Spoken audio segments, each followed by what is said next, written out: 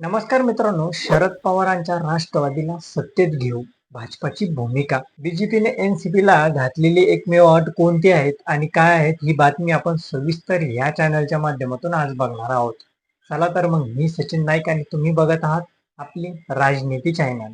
भारतीय जनता पार्टीच्या नेतृत्वाखालील एनडीए आघाडीमध्ये आणि राज्यात महायुती सरकार सोबत जाण्यासाठी शरद पवारांच्या राष्ट्रवादीमधील 10 पैकी 9 आमदार तयार आहेत. जयंत पाटलाच्या नेतृत्वाखाली झालेल्या बैठकीमध्ये शरद पवारांच्या पक्षाचे बहुतेक आमदार आणि खासदार अतिशय आग्रही असल्याची माहिती खात्रीलायक सूत्रांनी दिलेली आहे आणि तीच आपण सविस्तर बघूया. त्या अगोदर चॅनलला नवीन असेल तर सबस्क्राईब नक्की करा. शरद पवारांच्या आमदारांनी आपली आर्थिक अडचण होत असल्याचं अधोरेखित केलेलं आहे. आमदारांनी पक्षातील वरिष्ठ नेत्यांना तुम्ही निर्णय घेतला नाही तर आम्हालाच वेगळा निर्णय घ्यावा लागेल, अशा परिस्थितीमध्ये वाईट वाटून घेऊ नका, असा इशारा दिला आहे. भाजप सोबत जाण्याबाबत आमदारांनी मते जाणून घेण्याची जबाबदारी पक्षाच्या ज्या नेत्यांवर सोपवण्यात आलेली आहे त्यांनी रोहित पवार वगळता अन्य 9 आमदारांची मते जाणून घेतली आहेत. मात्र राष्ट्रवादीची तयारी असली तरी केंद्रातील भाजपच्या नेत्यांनी शरद पवारांच्या राष्ट्रवादी समोर एक महत्वाची अट ठेवल्याची माहिती समोर आलेली आहे. रोहित पवार वगळता बहुतेक सगळे आमदार भाजप सोबत जाण्यासाठी आग्रही असल्याचे बैठकीमध्ये समोर आले आहेत.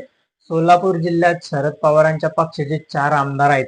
त्या चौघांनीही विरोधी पक्षात असल्यामुळे आम्हाला विकासासाठी निधी मिळत नाहीत असं स्पष्टपणे सांगितलं असून अशा प्रकारे निधी मिळाला नाही तर पुढची निवडणूक लढायची तरी कशी, असा सवाल केला आहे. अजित पवार हे पूर्वीचे आपलेच नेते होते.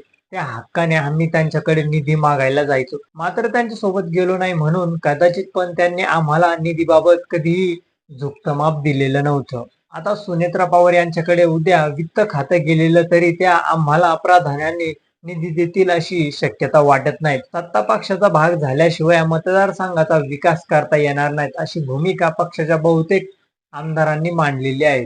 एकीकडे शरद पवारांचे आमदार सत्तेत सहभागी होण्यास उत्सुक असतानाच दुसरीकडे भाजपाच्या केंद्रीय नेतृत्वाने पवारांच्या पक्षासमोर वेगळीच अट ठेवलेली आहे.